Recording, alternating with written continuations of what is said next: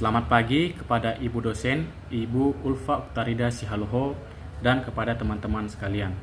Di sini kami dari kelompok 8 akan mempresentasikan hasil dari kerja kelompok kami, di mana kami akan mempresentasikan materi kurangnya kepedulian wajib pajak terhadap program penghapusan sanksi atau denda perpajakan kepada wajib pajak. Untuk kepada Ibu dosen dan teman-teman sekalian, diharap mendengar presentasi kami. Bagian 1 pendahuluan. Pajak adalah sumber utama penerimaan negara. Tapi sayangnya, tingkat kepatuhan wajib pajak di Indonesia masih rendah.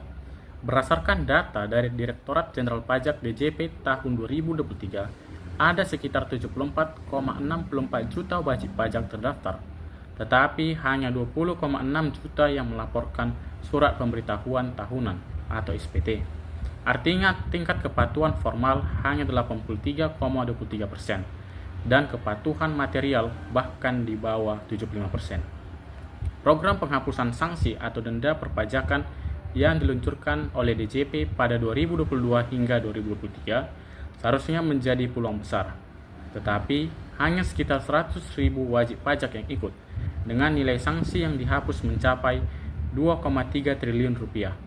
Ini menunjukkan kurangnya kepedulian masyarakat.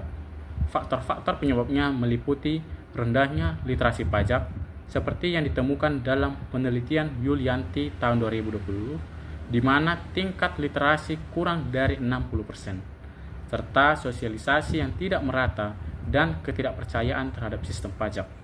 Di bagian ini, kita lihat bahwa masalah ini bukan hanya teknis, tapi juga terkait budaya kepatuhan yang belum kuat. Selanjutnya mari kita bahas rumusan masalah dan tujuan kegiatan kami. Yang pertama, apa yang menyebabkan kurangnya kepedulian wajib pajak? Nah, dari kajian kami, faktor utamanya adalah minimnya sosialisasi, program mengenai rendahnya pemahaman literasi pajak, dan masih adanya keraguan masyarakat terhadap transparansi sistem pajak.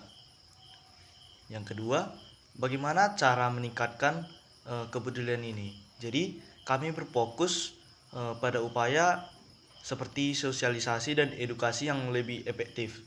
Tujuan utama kegiatan ini adalah menganalisis faktor-faktor penyebab tersebut dan memberikan rekomendasi. Manfaatnya antara lain memberi masukan bagi pemerintah atau DJP untuk strategi yang lebih tepat sasaran. Kemudian menjadi referensi bagi akademisi dan mahasiswa, serta meningkatkan kesadaran masyarakat sebagai wajib pajak. Dengan demikian, kegiatan ini diharapkan bisa berkontribusi pada peningkatan kepatuhan pajak secara menyeluruh. Sekian dari saya kembalikan kepada moderator. Pada bab 3, metode pelaksanaan kegiatan. Untuk mencapai tujuan tersebut, kami menggunakan metode yang sistematis. Kegiatan ini dilakukan melalui kajian literatur dengan data sekunder seperti dari situs resmi DJP, artikel berita, dan jurnal ilmiah. Proses ini meliputi studi literatur untuk mengumpulkan data, analisis deskriptif untuk mengidentifikasi faktor-faktor penyebab, penyusunan media edukasi seperti poster, dan akhirnya penyusunan laporan akhir. Tahapan kami mulai dari persiapan seperti pembagian tugas, kemudian pengumpulan data, analisis, hingga finalisasi. Metode ini dipilih karena keterbatasan akses lapangan, tetapi tetap efektif untuk menghasilkan analisis yang akurat. Hasil dari kegiatan kami menunjukkan bahwa rendahnya kepedulian wajib pajak disebabkan 4 faktor utama, yaitu kurang sosialisasi, seperti hanya 100.000 wajib pajak yang ikut program, rendahnya literasi pajak di bawah 60%, ketidakpercayaan terhadap sistem pajak, dan anggapan bahwa program ini tidak berdampak langsung pada ekonomi pribadi. Dari tabel 4.1, kita lihat data pendukung seperti survei Good Stats 2024 yang menunjukkan hanya 48,9% masyarakat yang konsisten peduli. Luaran yang kami capai termasuk laporan akhir ini, poster edukasi untuk sosialisasi, dan peningkatan pemahaman mahasiswa dalam tim. Selain itu, kami tawarkan solusi alternatif seperti meningkatkan sosialisasi melalui media sosial, program edukasi sederhana, peningkatan transparansi dan pemanfaatan teknologi digital seperti aplikasi pajak yang mudah. Hasil yang membuktikan bahwa ada peluang besar untuk perbaikan jika kita bertindak sekarang. Akhirnya, kami menyimpulkan bahwa kami menemukan bahwa rendahnya kepedulian wajib pajak terhadap program penghapusan sanksi disebabkan oleh sosialisasi yang rendah oleh instansi pajak, literasi rendah oleh masyarakat, ketidakpercayaan masyarakat kepada instansi, dan relevansi yang diragukan. Namun, ini bisa menjadi momentum untuk membangun budaya yang patuh pajak yang lebih kuat di Indonesia. Saran kami ialah, bagi Direktorat Jenderal Pajak, harus meningkatkan intensitas sosialisasi dan membuat prosedur yang lebih sederhana. Bagi akademisi, terutama mahasiswa, mengintegrasikan literasi pajak dalam kurikulum dan melibatkan mahasiswa kepada masyarakat sebagai agen sosialisasi bagi masyarakat. Memanfaatkan program ini sebagai kesempatan memperbaiki kepatuhan dan kontribusi terhadap pembangunan bangsa.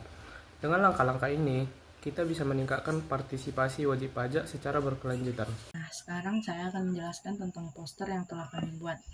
Nah, jadi banyak wajib pajak di Indonesia ini belum memanfaatkan program penghapusan sanksi atau denda pajak yang diberikan oleh Direktorat Jenderal Pajak.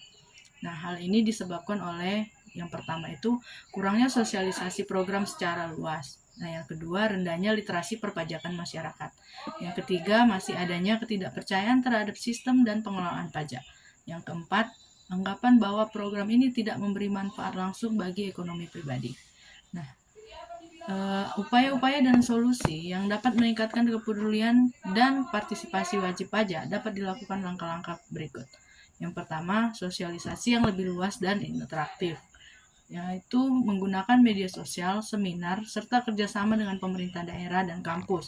Nah, yang kedua, edukasi perpajakan yang mudah dipahami, yaitu seperti membuat video, infografis, dan modul sederhana agar masyarakat paham manfaat program.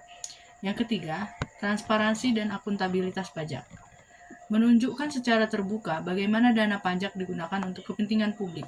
Yang keempat, pemanfaatan teknologi digital, yaitu dengan mengembangkan layanan daring yang lebih mudah diakses wajib pajak. Nah, yang kelima, kolaborasi dengan akademisi dan mahasiswa, yaitu mengajak mahasiswa menjadi agen edukasi pajak di masyarakat. Nah, sekian penjelasan poster dari kami.